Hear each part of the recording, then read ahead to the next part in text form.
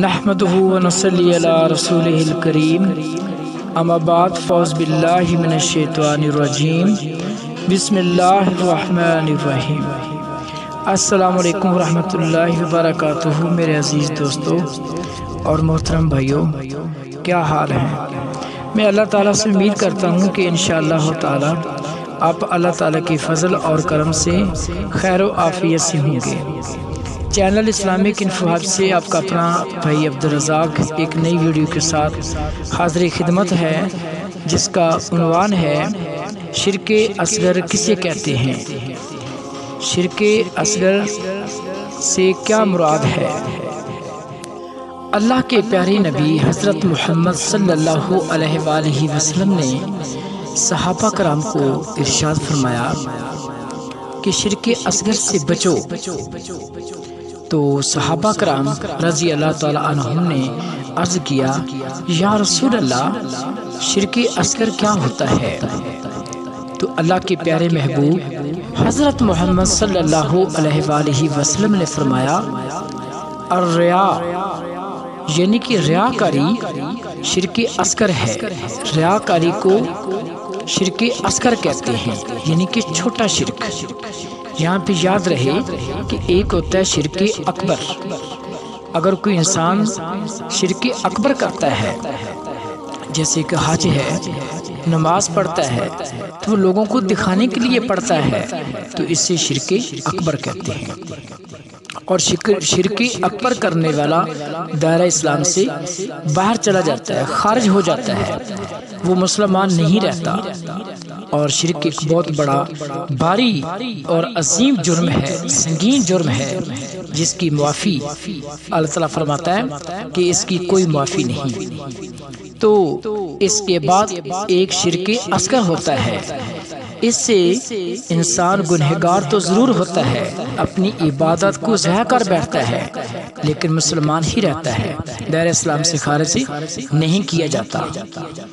تو ریاکاری کو شرک اصغر کہتے ہیں، اور اس سے ہمیں ہر حال میں بچنا چاہیے۔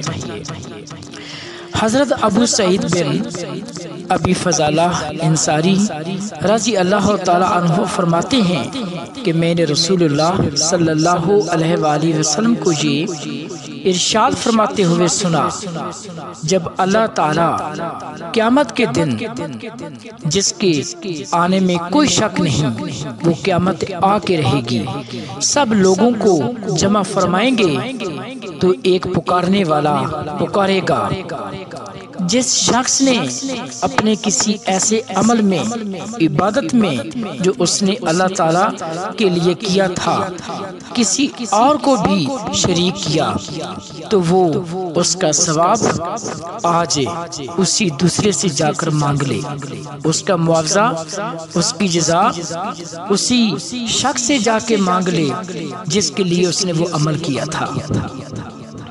کیونکہ اللہ تعالیٰ شرکت میں سب شرکا سے زیادہ بے نیاز ہے۔ یعنی کہ جو شخص اللہ تعالیٰ کی رضا، خوشنودی اور خوشی کے لیے عمل کرتا ہے، تو اس کا ثواب اللہ تعالیٰ خود عطا فرمائے گا، اس کی جزا خود اللہ تعالیٰ دے گا۔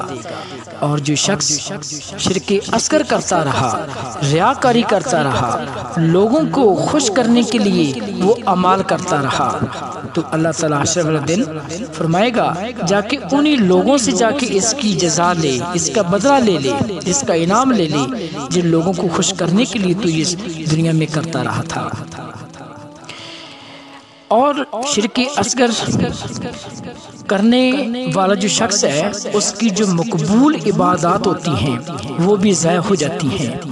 جیسا کہ ایک قاری جس نے قرآن پاک پڑھا، قرآن پاک کا حافظ جس نے قرآن پاک حفظ کیا، کہ لوگ مجھے حافظ کہیں، قاری کہیں، یا کوئی شخص اس لیے شہید ہوتا ہے کہ لوگ مجھے بہادر کہیں، دلیر کہیں، تو یہ بھی شرک اصغر ہے۔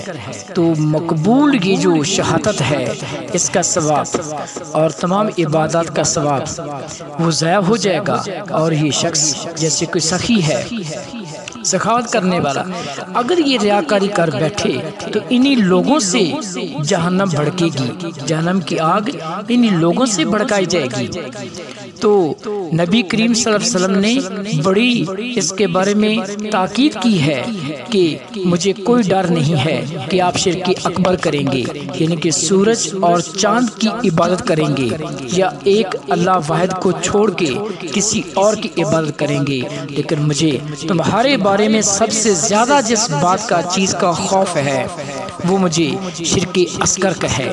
تو صحابہ کرام نے فرمایا کہ وہ شرک اصغر کیا ہے؟ تو آپ صلی اللہ علیہ وسلم نے فرمایا کہ وہ ریاکاری ہے۔ مجھے اور کسی سے اتنا خوف نہیں ہے جتنا مجھے اس بات سے ہے کہ تم ریاکاری کر بیٹھو گے اور اپنے اعمال کو ضائع کر بیٹھو گے۔ تو ہمیں صرف اللہ تعالیٰ کی خوشنودی کے لیے عبادات کو کرنا چاہیے۔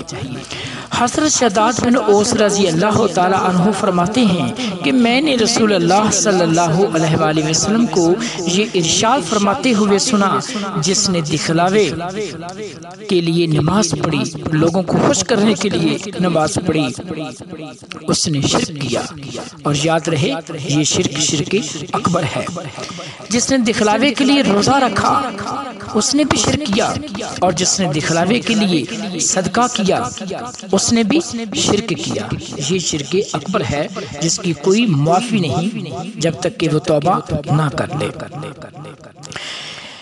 حضرت شداد بن اوس رضی اللہ تعالی عنہ اس کے مروی تھے، تو ان کی ایک اور بھی ان کی روایت میں ایک حدیث آتی ہے کہ ایک مرتبہ وہ سارو قطار رو رہے تھے، لوگوں نے ان سے رونے کی وجہ پوچھی تو انہوں نے جواب دیا کہ مجھے ایک بات یاد آ گئی جو میں نے اللہ کے پیارے حبیب حضرت محمد صلی اللہ علیہ وآلہ وسلم کو ارشاد فرماتے ہوئے سنی تھی، اس بات نے مجھے آج رلا دیا ہے۔ میں نے آپ صلی اللہ علیہ وآلہ وسلم کو یہ ارشاد فرماتے ہوئے سنا کہ مجھے اپنی امت کے بارے میں شرک اور شفت خفیہ کا ڈر ہے۔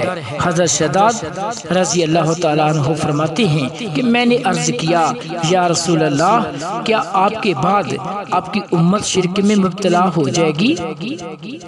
آپ صلی اللہ علیہ وآلہ وسلم نے ارشاد فرمایا ہاں، لیکن وہ نہ تو سورج اور چاند کی عبادت کرے گی اور نہ کسی پتھر اور بت کی عبادت کرے گی، بلکہ اپنے اعمال میں ریاکاری کرے گی، یعنی کہ شرک اصغر کرے گی۔ اور شفت خفیہ جی ہے کہ کوئی شخص تم میں سے صبح روزہ دار ہو، پھر اس کے سامنے کوئی ایسی چیز آ جائے جو اس کو پسند ہو، جس کی وجہ سے وہ اپنا روزہ توڑ ڈالے اور اس طرح اپنی خواہشیں پوری کر لے، تو مجھے اس چیز کا بھی ڈر ہے، شفت خفیہ کا۔ تو میری اللہ تعالیٰ سے دعا ہے کہ اللہ تعالیٰ ہمیں نیک اعمال کرنے کی توفیق عطا فرمائے اور ریاکاری سے بچائے، منافقت سے بچائے۔ پہلی بات یہ ہے کہ نیکی شیطان کرنے ہی نہیں دیتا، اگر انسان کر لے تو میرے پیارے دوستو اس کو بچانا اس سے زیادہ ضروری ہے جتنا ہم نیک عمل کرتے ہیں۔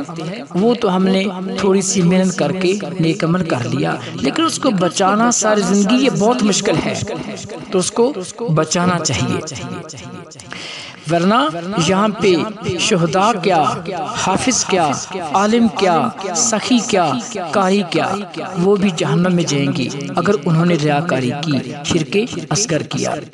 تو میری اللہ تعالیٰ سے دعا ہے کہ اللہ تعالیٰ ہمیں شرک اصغر، شرک اکبر اور ریاکاری سے بچائے۔ انشاءاللہ تعالیٰ نیکسٹ ایک نئی ویڈیو کے ساتھ حاضر ہوں گے، تب تک کے لیے اللہ حامی و ناصر۔ السلام علیکم ورحمۃ اللہ وبرکاتہ۔